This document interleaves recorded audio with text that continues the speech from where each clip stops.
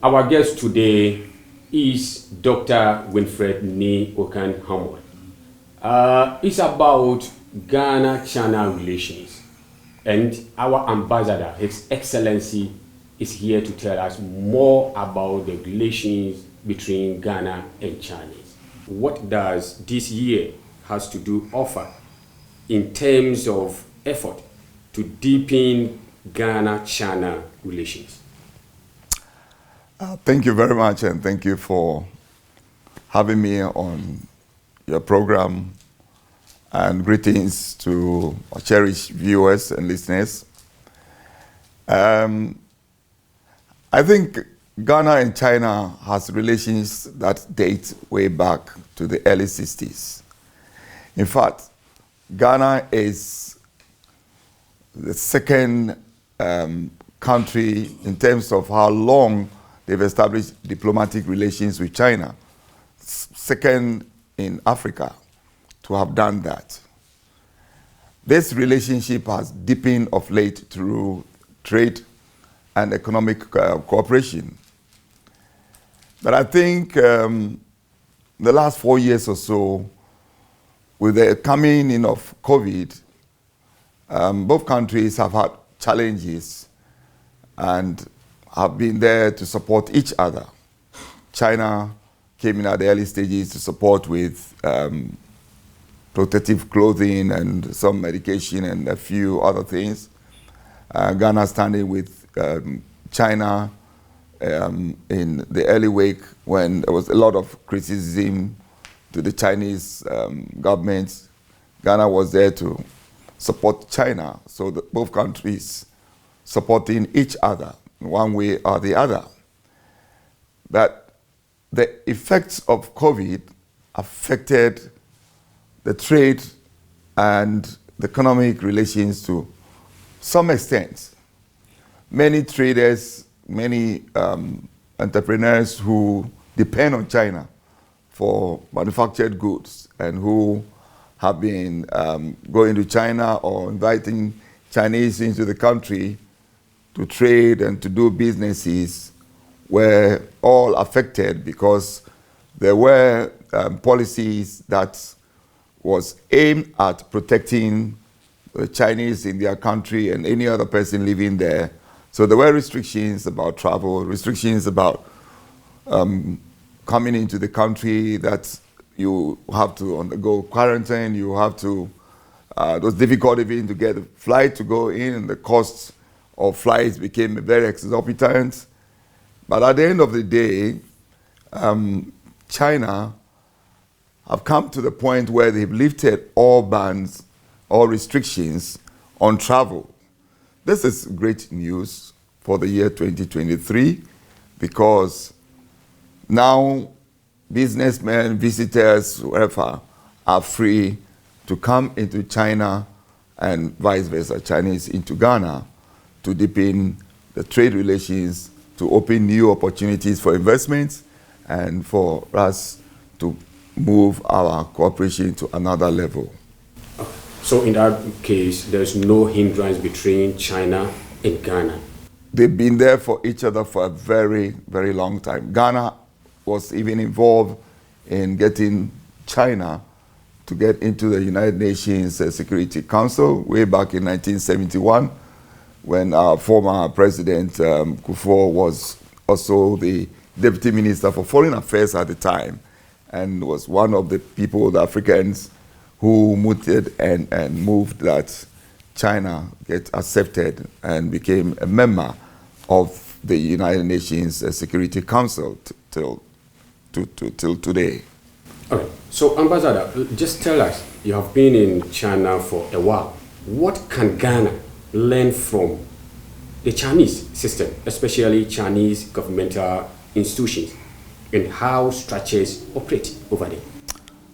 Well, thanks for that question. My observation and experience with the Chinese system is a system that is based on a long-term plan, a plan which does not depend on which party is in power or not.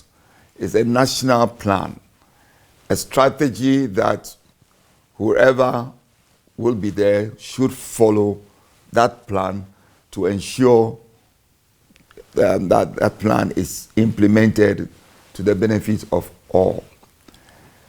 The Chinese system also has an inherent policing. The policing, by that I mean the rules and the laws are there and you have to obey them. The people are made to understand that if you deviate from it, you are affecting everybody and you are not allowed to do so. The system will find you out.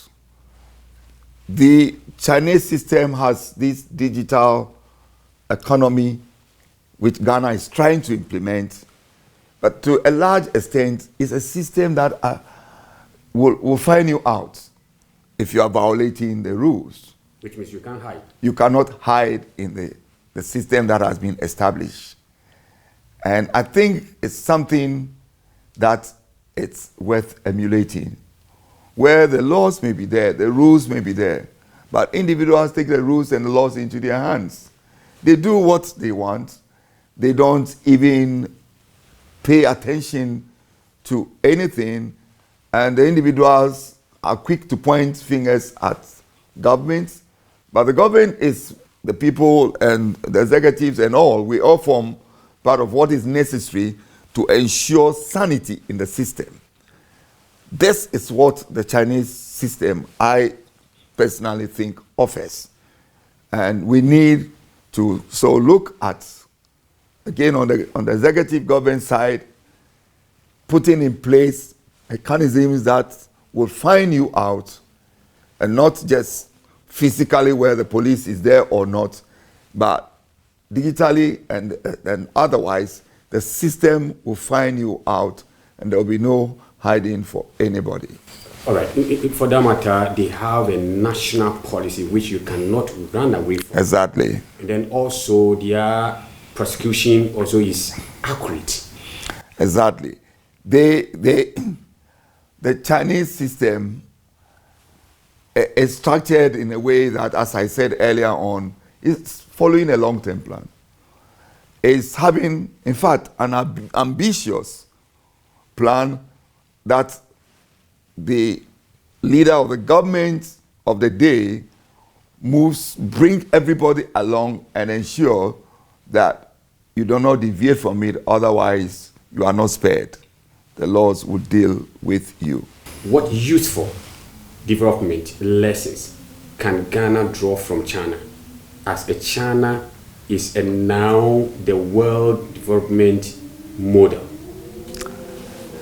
It is on record that China has demonstrated to be one of the countries that have lifted many people out of poverty. In fact, close to 100 million people have been lifted out of poverty within the shortest possible time in history. And if you look at what has prompted that, it is based on ensuring that the rural sector is revitalized. And when you talk about revitalization of the rural sector, agriculture is key. And it's not just producing to sell food as it were, but you also making sure that you are adding value to all your products. And when you're doing that, you are creating jobs. And if you're revitalizing the rural sector, you are ensuring that education is also extended to the rural sector. You're ensuring that health is top on your priority. Your social safety network is in place.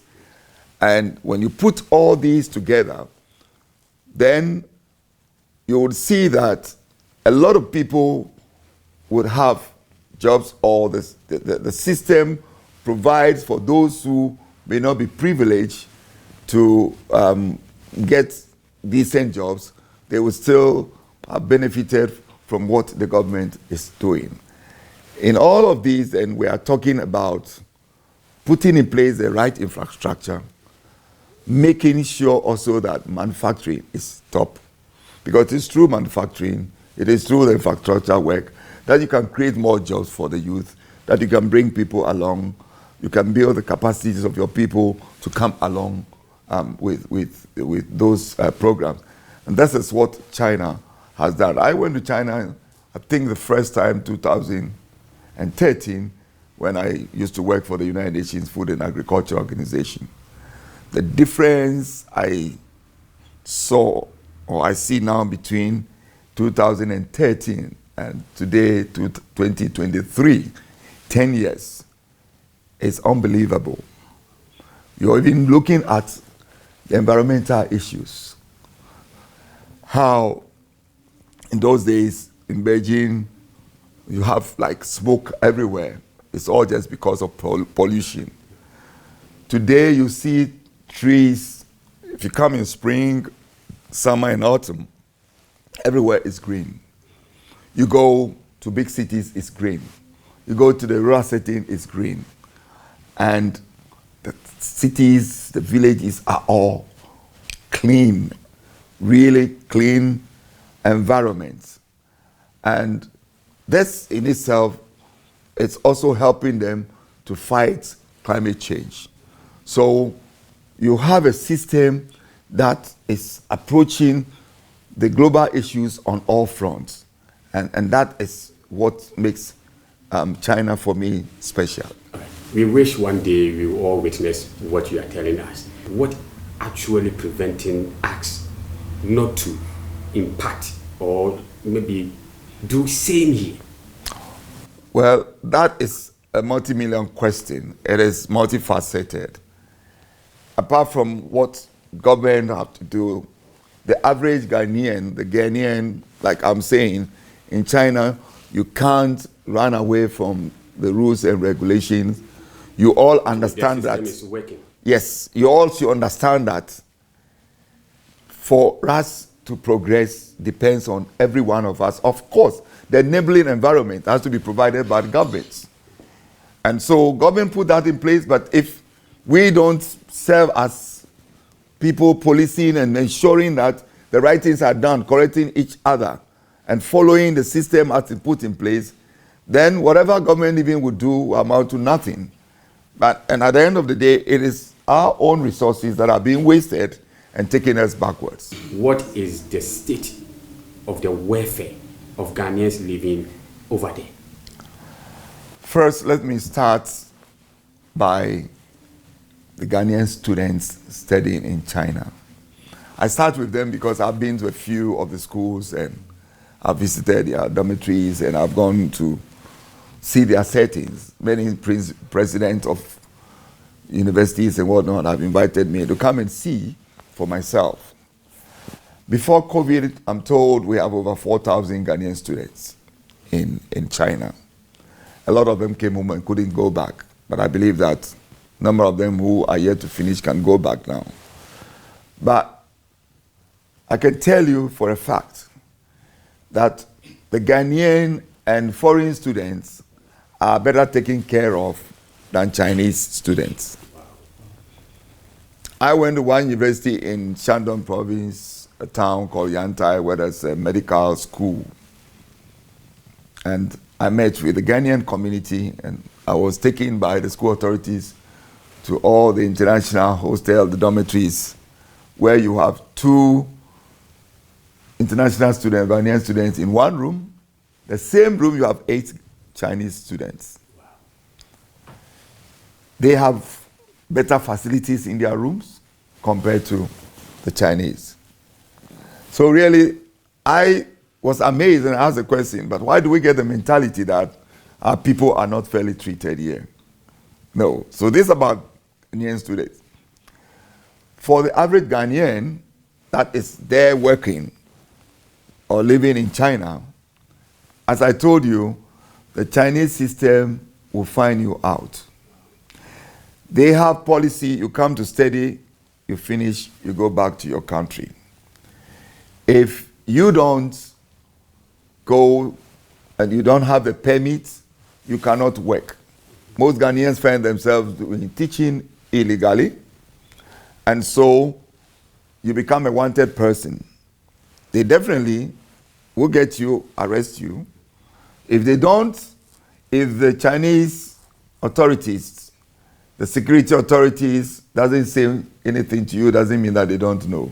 They give you enough room. And by the time they get you, it is very difficult for you to get out of it. When I went first to China, I took on myself to fight the system, and because I'm always seeing issues from the as provincial governments on security. This Ghanaian is arrested and that person is taken in. So I'm like... Because at that time you were confused. Yeah, I was asking, why are you treating our people this way? There was some particular guy, I took his case up.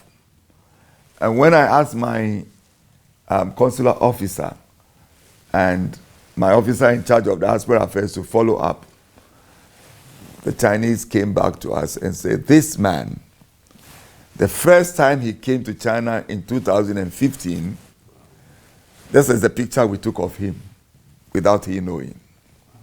He came in with this passport, and when he came again, another date they gave, he came with a changed passport. This is him. So they have every evidence. The system, I was embarrassed and I had to shut up. As ambassador. Because the evidence was stuck in my face. There is nothing you could say beyond that. So I tell the Ghanaians everywhere I go, you know yourself that where you are, the system will find you out. Let's do the right things. And if you need help before you get into trouble, let us know. We would help you to do the right thing. But when you are in the wrong, it's difficult for us to take you out of it. So help us to help you. This is the kind of things we discuss with them. And somebody will ask the question, so why are the Chinese doing galamsey here? Why are the Chinese doing a lot of things? I think I'm taking the wind out of your sail. The issue is the system must be put in place to ensure the Chinese, the few Chinese who help Ghanaians not to obey the rules are themselves in trouble. When they find the Ghanaian who did that out, the Chinese agent who went behind doors to give him the contract to teach or to do something is also in trouble. Can we do the same here? We should be able to do the same here. And that is what I call a system that works. We've got to come to that stage where the system should work for us.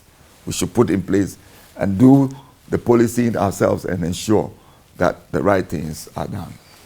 Have you received any reports as a Ghanaian ambassador in terms of China in relations to human rights abuse or any maltreatment of Ghanaians in China? Have you ever? No. As I told you, I have received reports how people have been detained and some have been, asked to go back to their country. And my first reaction was, why are you discriminating against our people? Why are you treating them this way? But then when you get in details into seeing those evidence, then you realize that seriously it's difficult to continue your argument, to defend some of those things. All right. Okay. What are your expectations about the economy and flexible COVID policies in the year 2023? I think the second question, I tried to address that issue that today, with the lifting of the restrictions on travel because of COVID, many Ghanaians are free, especially the entrepreneurs. Sure. The business people are free now to come into China, but the same way, Chinese potential investors who have tried in the past to come to Ghana who couldn't, many have discussed with and couldn't really push them to come. Now I think the doors are open for us to strategize and bring them along. And that definitely would also open up doors not only for trading, for economic, but also for tourism and selling our country in many, many different ways. I think this is the opportunity for us to take advantage of the situation, and we will be able to improve on where we have come so far between, taking advantage of the good China-Ghana relationship. Some Chinese nationals in Ghana feels like they mingle the good ones to the bad ones, tarnishing their image in Ghana. What advice are you going to throw to Ghanaian people in this country? I think before I went to China, I went around to visit Chinese companies, manufacturers, etc., to get a good understanding of what they are doing here. I'm also aware of the illegal mining that is going on. The illegal mining cannot take place without the connivance of Ghanaians. Some say the chiefs or the security, or the Chinese who is coming into Ghana will not know Fachimbra unless somebody brings him or her there. So that Ghanaians have a role to play to ensure that the right things are done. But Ghanaians should understand that there are many Chinese whose investment in this country has opened doors for job creation, for infrastructural development, for manufacturing, for capacity building. As I told you, we at one time had, not too long ago, more than 4,000 Ghanaians who are studying in China in all fields. And so definitely the relation between Ghana and China opens doors for development. And we should focus on this positive aspect of our relationship.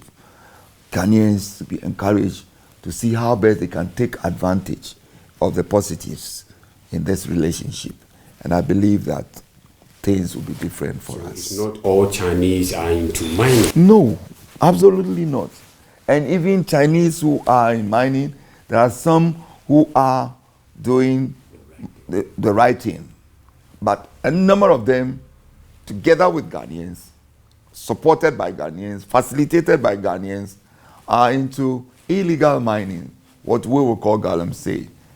And that is where the challenge is, for us to be ashamed of ourselves that we allow this to happen, and we have to do something about it by ourselves, government and the people.